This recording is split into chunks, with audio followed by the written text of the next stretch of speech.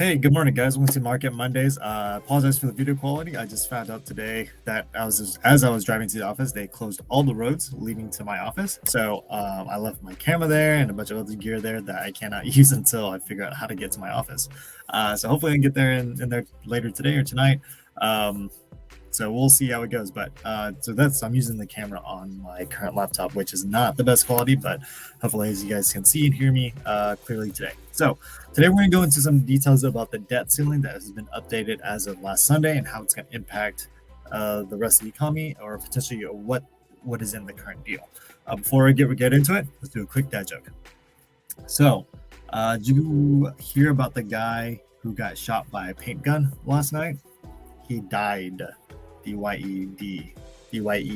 D-Y-E-D-E-D. Yeah.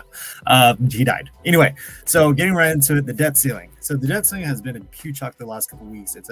And among other things, as well as what's going on with the banks, the selling of the assets of the banks that have failed and stuff like that, it's putting a lot of pressure on the economy as well. But there has been a proposed debt ceiling proposed plan as of Sunday that President Biden put out. Right now, it still needs to be voted on. They need to figure out what's going on. I guess the speaker that's involved with President Biden to propose a new bill may be in trouble of losing his speakership position job or something. But to give you guys an idea of what the update is, the proposed plan the proposed deal right now is that they're going to basically get rid of the limit for the next 2 years, basically until 2025. So essentially, there's going to not be a debt ceiling for the next 2 years. And in that process, they're going to obviously reduce a number of things to make sure that we kind of reduce our spending as much as we can. But the key thing I saw in the bill is that no limit for the next 2 years. And then the VA medical health care is fully protected, fully funded. There are some other things with food stamps. So if you're on food stamps, you may want to look into the proposed bill if it does get signed around, because it does impact people who are on food stamps. I think it expands the program a little more to those who are on food stamps as far as who can qualify. But the next thing is I saw that was notable is that the start of student loan payments.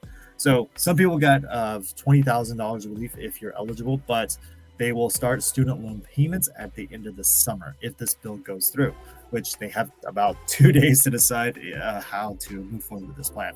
So if they do move forward with this plan or make some updates, keep an eye out on the student loan payment starting at the end of the summer. So if you're not paying on student loans right now, we expect to start to pay them at the end of the summer.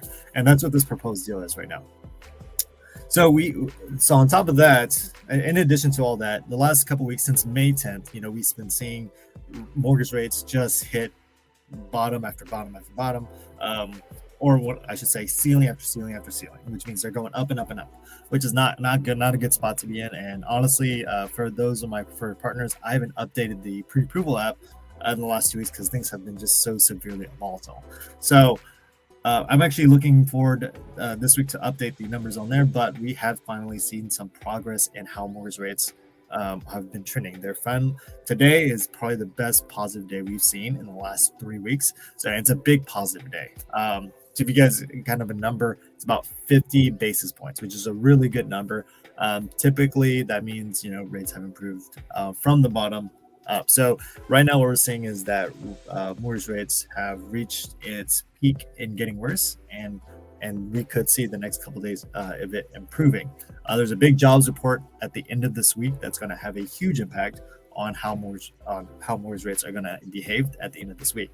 If it comes out expected, or if it's a weaker job report number, we're going to see rates improve. So another next milestone is the next core inflation is probably coming out the 9th or the 12th, because that's either a Friday or a Monday. So far the inflation reports that we've been seeing have been in a positive direction. So that's really something to look forward to in the next couple months, over the next couple weeks. See that rates will improve because of that. We had a really bad May, we had a really bad February, and everything between that has been kind of just been like up and down, up and down. Best way to describe how mortgage rates are in its trend and what we've been seeing, it's a lot like the weather, right? So right now, best way to think about where the economy is at is that we're in like this spring phase of things getting warmer, right?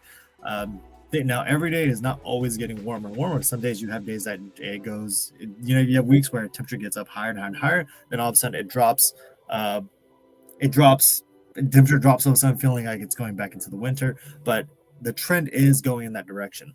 So best way to describe it is that we're heading. If mortgage rates are going toward a good position, we're heading into the summer for rates. Best way to describe it. So as we slowly move toward the summer for rates, mortgage rates, things are going to get slowly better. Sure, there's going to be times where it's going to be cold. Sometimes it's going to be windy. Sometimes it's going to be snowy. In times where it shouldn't be snowy or cold or windy. So that's the best way I can describe it. It's trending there. It just may not be. It may be volatile getting there. Is what I'm saying.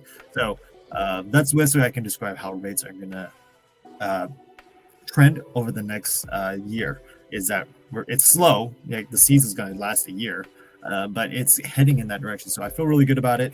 Of course, we're going to have your volatile moments. You're going to have your cold days. You're going to have your really hot days. That's effectively what we're seeing. So otherwise, that's really all I got for you guys. Hope you guys had a great Memorial Day weekend. Hope you guys had some great breaks. Had a really good time.